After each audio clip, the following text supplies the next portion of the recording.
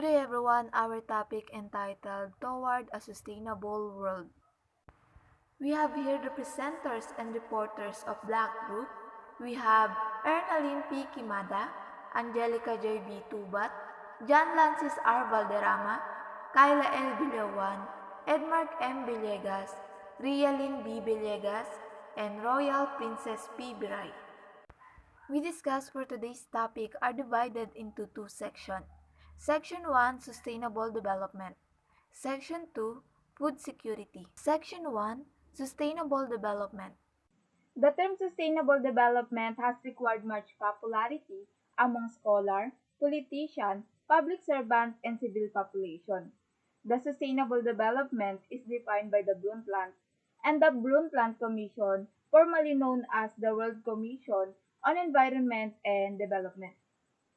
The mission of Brundtland is to unite the countries to pursue sustainable development together. What is sustainable development? Or ano nga ba ang sustainable development? Sustainable development ay ang pagpapanatiling pag-unlad na nakatugon sa pangangailangan nating mga tao sa kasalukuyan na hindi makokompromiso o makakaapekto sa susunod na henerasyon na nakatugon naman sa kanilang sariling pangangailangan. That is sustainable development. World Commission on Environment Development outlined critical objectives for environment about development policies following its concept of sustainable development. Number 1, reviving the growth. 2, changing the quality of growth. 3, meeting the essential needs for jobs. 4, ensuring a sustainable level of population. 5, conserving and enhancing the resource base. 6, reorienting technology and managing risk. 7. Merging environment and economic in decision-making. Sa sustainable development, kailangan din natin mapanatili ang tatlong bagay. Number 1, environment. We should conserve and enhance our resource base by gradually changing the ways which we develop. At kailangan din natin syempre pangalagaan ang ating environment. Kailangan natin gumawa ng action tulad ng pagtatanim, pagsisave ng water and electricity. Number 2, social progress. Tayong mga tao ay may mga pangangailangan din tulad ng pagkain, enerhiya, tubig at iba pa. Tayong mga tao ay kailangan din ng equal opportunities tulad ng edukasyon para naman ay mapaunlad natin ang ating mga sarili at makatulong sa pagpapaunlad ng ating bansa. Number 3, economic growth. Kailangan natin maging aware sa mga bibilin natin at kailangan natin maging wais sa pagbili ng ating mga kailangan. Iwasan din natin bumili ng mga hindi naman importanteng bagay. Bilhin lang natin ang mga importante at makakatulong sa atin. Hello guys, and this is the Sustainable Development Goals, which in September 2015, when the United Nations with 193 member states unanimously adopted 17 Sustainable Development Goals, or the SDG, for post-2015 development agenda, or it is the world's nearest action plan for the next 15 years. And the goals are, number 1, no poverty, and poverty in all its form everywhere. Number 2, zero hunger, end hunger, achieve food security, and improve nutrition, and promote sustainable agriculture. Number 3, a good health and well-being, ensure healthy lives, and promote well-being for all and all age.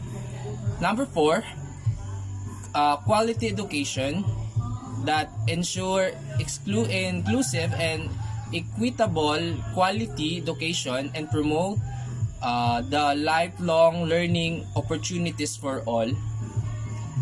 Number 5, gender equality, achieve gender equality and empower all women and girls. Number 6, clean water and sanitation, ensure able livability and sustainable management of water and sanitation for all. Number 7, affordable and clean energy, ensure access for affordable, reliable, sustainable, and modern energy for all. Number 8, decent work and economic growth. Promote sustained, inclusive, and sustainable economic growth, full and productive employment, and decent work for all. Number 9, industry, innovation, and infrastructure. Build resilient infrastructure, promote inclusive and sustainable industrialization, and foster innovation. And number 10, reduce inequalities within and among countries. Number 11, sustainable cities and communities. Make cities and human settlements inclusive, safe, resilient, and sustainable. Number 12, responsible consumption and production. Ensure sustainable consumption and production patterns. Number 13, climate action. Take urgent action to combat climate change and its impact. Number 14, life below water. Conserve and sustainability. Use the ocean, seas, and marines resources for sustainable development. Number 15, life on land. Protect, restore, and promote sustainable use of terrestrial ecosystem. Sustainable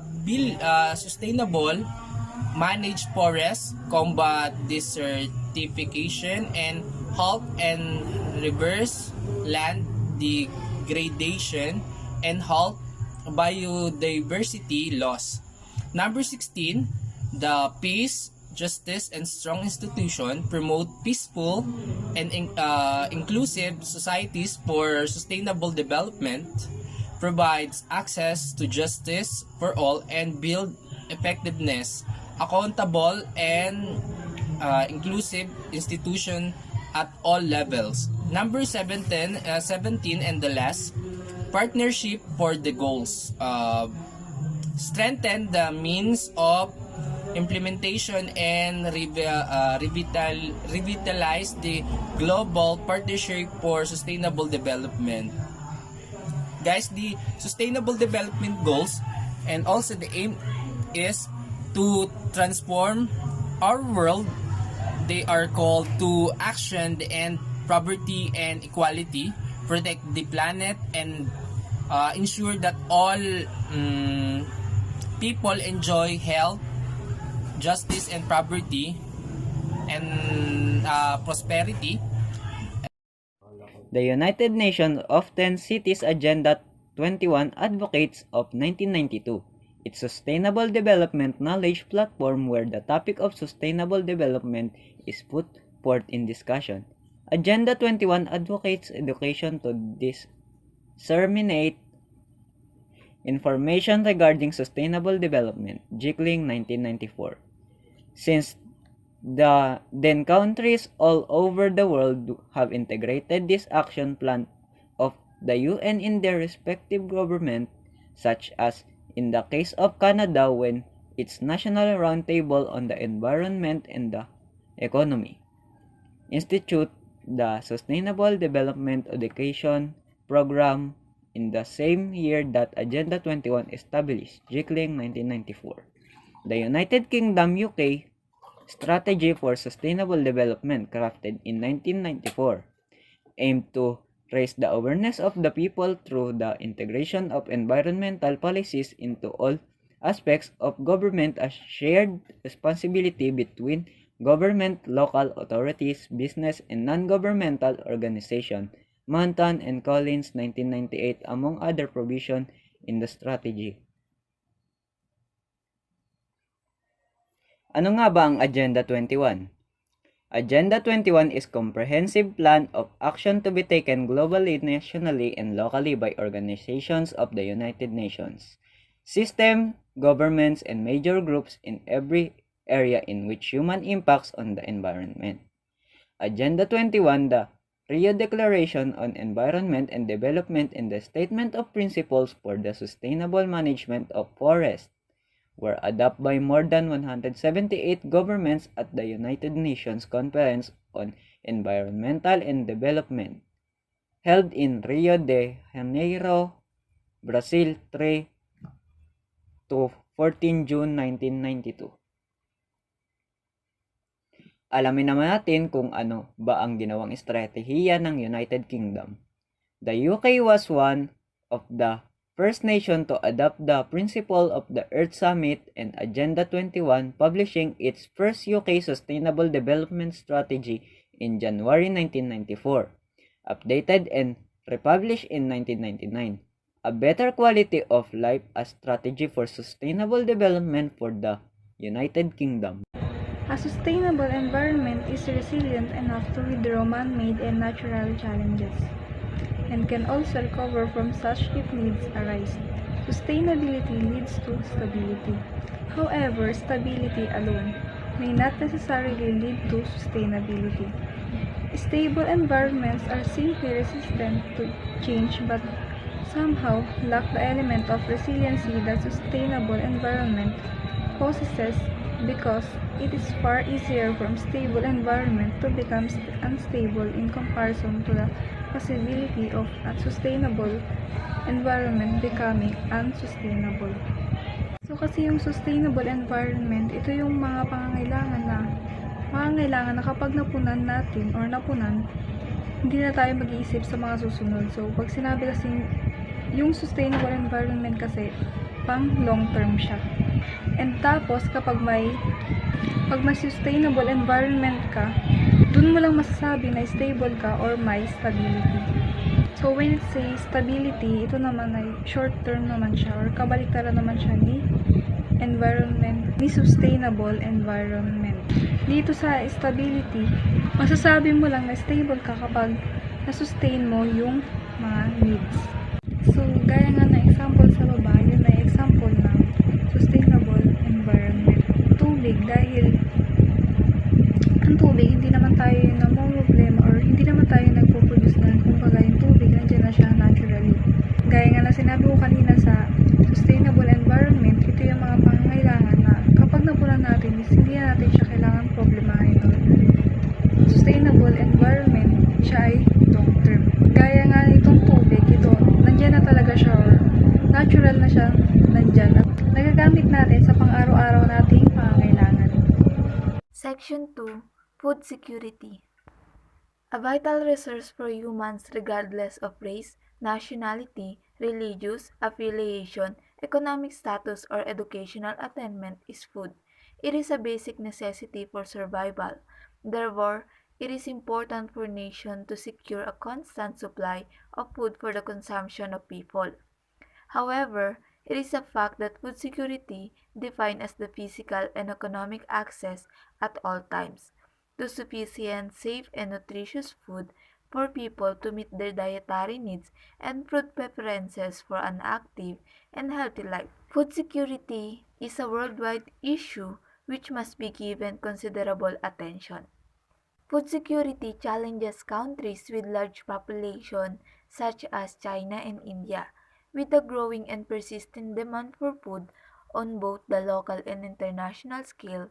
The agricultural sector and food corporation in a nation must be able to meet the demands by the increasing production capacity and overall productivity. Rationing of food, especially in developing or undeveloped countries, is also a solution to address food security issues. Although this solution can lead to even more problems, it may ultimately food security, as in the experience of India with its targeted public distribution system in 1990s. And reducing of loss from occurrence of any undesirable events, we need to have food security and climate benefits through nationally appropriate mitigation action in agriculture. Kailangan natin magkaroon ng action para sa mga hindi inaasahang pangyayari tulad ng bagyo. na pwedeng makaapekto sa maliliit na farmers at sa mga mangingisda. Kaya kailangan natin na magkaroon ng action tulad ng pag-iimbak. What is food security? Food security. Ito ay seguridad kung saan mabibigay natin ang pangangailangan ng ating pamilya na maibigay ang masusustansyang pagkain. Isang halimbawa nito ay ang mga pagkain gulay na naitatanim sa ating bakuran or maaari din naman kung tayo ay may mga halagang mga hayop. Or it's either naman sa ating income na naibibili natin ng masusustansyang pagkain para sa kanila. Isang halimbawa nito is si Godiva. Si Godiva na nakatira sa Northern Bangladesh na may 3 anak. Siya ay nagtatrabaho bilang isang farmer. Suddenly, yung farm na kanyang pinagtatrabahuhan ay na-bankrupt. Nang ito ay na-bankrupt, na problema siya tungkol sa pagkain ng kanyang mga anak. So, naswertehan naman at nagkaroon ng proyekto ang kanilang gobyerno sa Bangladesh. At isa siya sa nakakuha ng isang baka, which is doon magsisimula ang kanyang journey. Ang kanilang government sa Bangladesh ay nagkaroon naman ng kaalaman or nagturo ng isang kaalaman tungkol sa kanyang baka na aalagaan. Doon nanggaling ang kanyang source of income, masustansyang pagkain ng kanyang mga anak. Nang siya ay naging dalubhasa sa kanyang alaga, ang gatas na sumusobra ay naibebenta niya sa pamilihan na naging source of income para maibili niya pa ng iba pang pangangailangan ng kanyang mga anak. At nakakainom din ng masustansyang gatas ang kanyang mga anak. At nang siya ay naging dalubhasa dito, siya ay hindi na problema sa kanilang pagkain araw-araw. Napag-aral niya ang 2 niyang anak at gustusan din ang pangangailangan ng kanyang baby. Nang dahil sa pangangalaga sa kaniyang baka na binigay at sinuport ng kanilang government. Like dito sa atin, food security is nung nagkaroon ng pandemya, nag-spread out si Congressman Ate Rida and Mayor Arthur Robes ng mga seedling.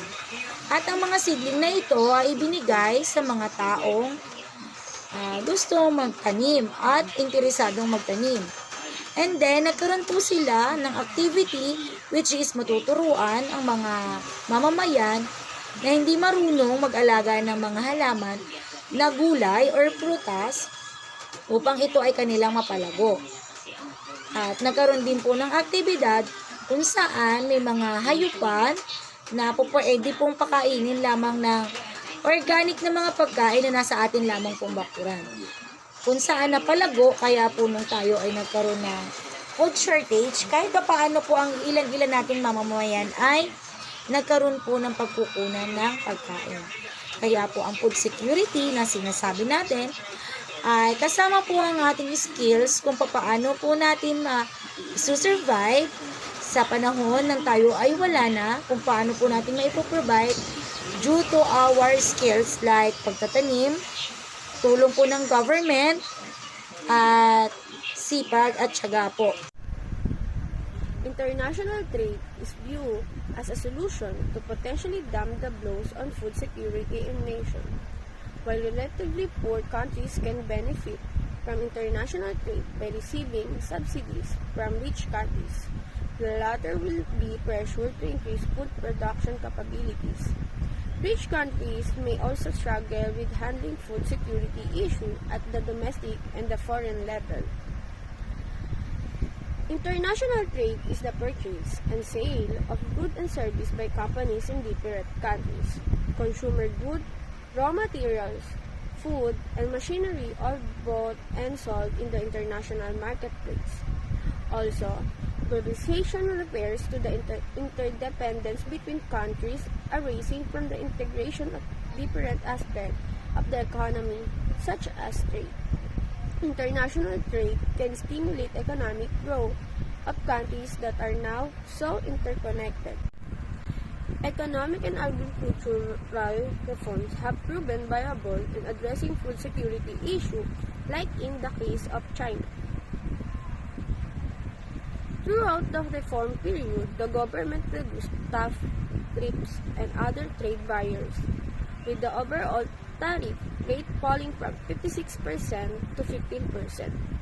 By 2001, less than 40% of imports were subject to tariffs and only 9% of imports were subject to licensing and import quotas.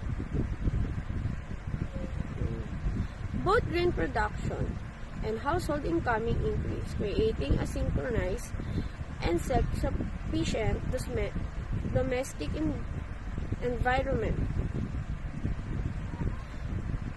The economic reform also opened the country to foreign investment and lowered other trade barriers.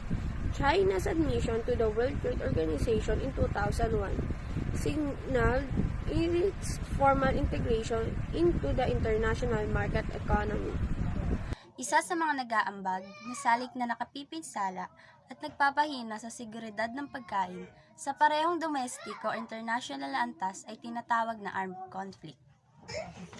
Ito yung mga armadong grupo na laban sa lehitimong pamahalaan at ang target nila ay pigilan, agawin at sirain ang mga tulong sa pagkain na nilayon para sa sandatahang lakas ng pamahalaan. Ang armed conflict ay ang hindi pagkakasundo na concern sa gobyerno o isang teritoryo at gumagamit ng mga armadong tao o samahan between two parties. Sa kabaligtaran, ang pagkakaroon ng food shortage hindi lamang sa mga rural areas but mas lalo pa itong lumalawak or nagbo-broaden sa mga urban sectors, especially sa lahat ng bansa na may internal conflicts. Ang kakulangan sa pagkain isa rin sa mga factor na kaya nagkaroon ng ignited sa French Revolution noong 1789 at naging resembled sa Venezuela na tinatawag na food crisis or commodities sa hindi may paliwanag na dahilan. Indeed, food plays an integral role in maintaining a healthy functioning and even peaceful domestic and international environment. Sinasabi dito na ang pagkain ay talagang may malaking role or impact sa both domestic man na mga tao or international na environment. Therefore, food security must be one of the priorities of any government in the world. Sinasabi din dito na dapat mas pinagtutuunan ng gobyerno yung pagkakaroon ng food security. At ini-ensure na kapag nagkaroon ng issue ang isang country, dapat agad-agad na magkakaroon ng solution para maayos yung issue na yon. Thank you for watching our video presentation.